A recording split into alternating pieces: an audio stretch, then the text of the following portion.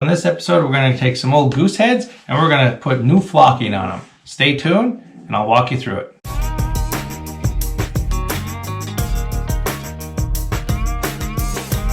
So we're going to take these old goose heads that I have, some old decoys, and I'll leave a link up in the corner up here where we repainted the goose decoys and they turned out pretty good. But now we're going to focus on the heads. We're going to take some flocking and we are going to reflock these heads. These heads were flocked at one time, but they're wearing off and getting kind of shiny. So we're going to flock some of these, and then I'm going to take some of my Magnum heads too from my shell decoys. These have never been flocked, and I'm going to also flock these too. So the first thing that you're going to want to do is you're going to want to get some masking tape. And tape around your white patches, tape around the eyes and around the bills and stuff, just so you don't get any paint or anything on there. So that way they'll look really nice after we're done. I use one of these X-Acto knives to cut the tape, so that way you can get some really nice crisp lines and it'll look very professional when you put the flocking on. Supplies that we're going to use today, we're going to use the GHG flocking. This is the flocking that they use for all their decoys. You can pick this up on Amazon, and I will leave a link down in the description if you want to try to use this flocking. Now I picked up the entire kit. The kit came with a 7-ounce bottle of flocking. It also came with a 7-ounce bottle of black adhesive, some gloves, paint brushes also came with it. But I did a few heads with the adhesive that came in the kit. I do not recommend using this. This adhesive did not work very well.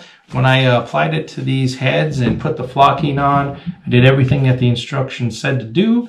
I let it cure for 24 hours. More than half of the flocking fell off the head after it cured. It held it when it was wet, but when it dried, it just did not adhere to the flocking and it fell off. So I recommend going out and getting yourself some good oil-based paint. All right. So any brand works, but I went with the Rust-Oleum brand. And you just get some oil-based paint. This is a semi-gloss black. Either do a semi-gloss or a flat. Don't do a full gloss. But this is going to work way better than this adhesive. So I do not recommend this at all. So we're going to use this oil-based paint today. And we got our gloves, because when you're working with oil-based paint, it is a bugger to wash off of anything. Water does not work for washing this stuff off. So make sure you got a mat or something. Wear some gloves, because once it gets on something, just soap and water doesn't clean it off very well. You need like paint thinner or gasoline or something like that. All right, now that we have our gloves on, we're going to open up the paint here.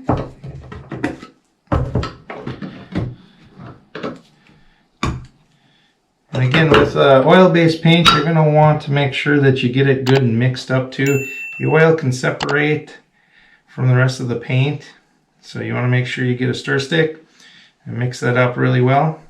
I'd already gotten this mixed up a little bit, so just make sure that that paint is good and mixed up. We're going to take our decoy, we're going to take some of this paint, and we're going to put a liberal amount all over the head here. And this is going to help adhere the flocking to the head.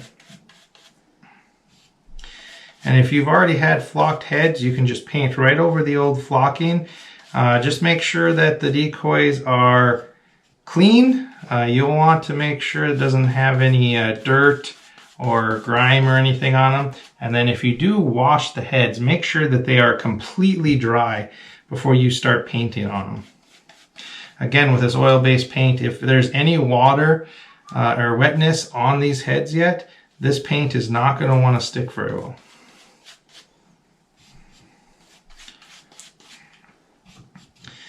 And that, because we put all that masking tape on, we can just paint right over everything. And when we pull that tape off, we're going to have some really nice lines. Our cheek patches are going to be good. Our eyes are not going to be covered up. All right, now that you got all your paint everywhere that you want flocking to attach onto the head, you're going to want a container. I I'm using this old roaster pan just to kind of hold the flocking. That way it doesn't get all over the place. The container that the G&H flocking comes in comes with a cap. It has an applicator cap so you can sit and shake it onto your head. So what I do is I hold it by the bill and I'll just start applying the flocking all over the head. Make sure you cover anywhere that you want that you had painted. Cover up all the paint that you just did. And then I'll take and I'll pound my head every once in a while just to get the excess flocking off. And I'll just keep doing that until everything is covered really nice.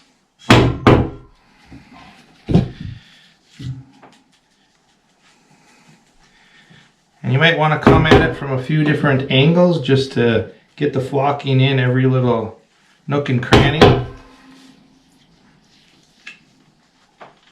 And again, you're going to want a container with some sides so you can capture the excess flocking and you can reuse that later.